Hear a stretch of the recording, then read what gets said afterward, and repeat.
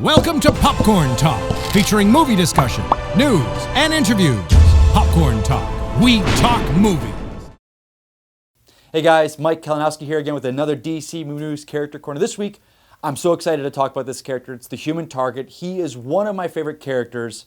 I'll go into when I first found him years ago, but this character is going to be coming on Arrow, episode 5. He's played by Will Travolta. So if you watched Jessica Jones, he was on that show. So he's coming on. So far, it's just one episode. The episode is titled Human Target. It is because, as you know, Oliver Queen is now running for mayor, so they bring in Christopher Chance to help him. If you don't know the character, Christopher Chance is a literal human target. He takes the place of someone that has been targeted for murder, using prosthetics, wigs, facial hair, and imitates them. And kind of draws out who it is and then stops the assassin. So it fits perfect with Arrow. Oliver Queen can't tell that he's the Arrow. You know, he's got a peer kind of, not that he's the badass that he is, so they bring in the Human Target to kind of bring out whatever the threat is. The character was created back in the 70s, and it was a very interesting kind of origin for the character.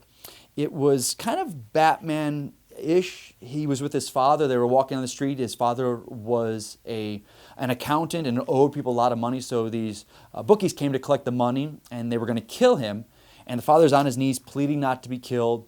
And the son sees this, and as he's about to be shot, the son jumps in front of him to take the bullet for his dad, and his dad knocks him out of the way, gets hit, and dies. And so Christopher Chance sees this, and he sees, you know, how these gangsters made his father, this man that he looked up to, seem so pathetic.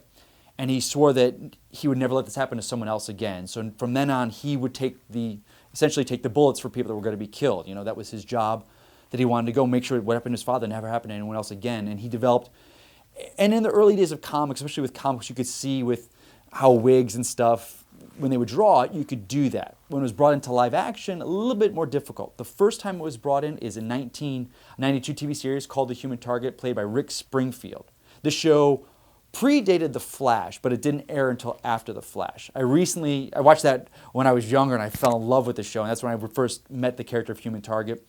I recently at a convention found they had all 7 episodes of it and got to go watch that. And actually the stories hold up pretty well. It's interesting for that kind of show when you think for an actor to play on a TV series on a weekly basis. Your main actor who's cast will not be in the episode much because the other actor, whoever he's doubling, they'll be doing most of the work. So the show was able to find ways to get Rick Springfield out of the makeup whenever he could.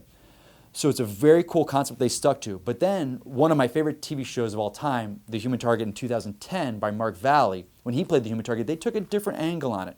He would kind of bring himself into the target's life. If you were an executive, he would pretend to be your assistant. And that way, the actor was there the entire time, and he never went with the prosthetic route. A lot of people didn't care for this because the prosthetics and that whole aspect of The Human Target was what made him what he was.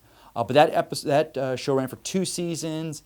Great show if you want to check that out. So now on Arrow, going from Will Travolta's Instagram, he showed shots of him wearing a CGI, not CGI mask, but it was something for the CGI people to deal with. It was a fake rubber mask with tracking dots all over it. So I'm assuming they're going back to the way of the rubber masks, classic Human Target. If you're a fan of the show, if you want to find out more about them, check out the Vertigo series of comics. They had 22 issues. They had 3 trade paperbacks.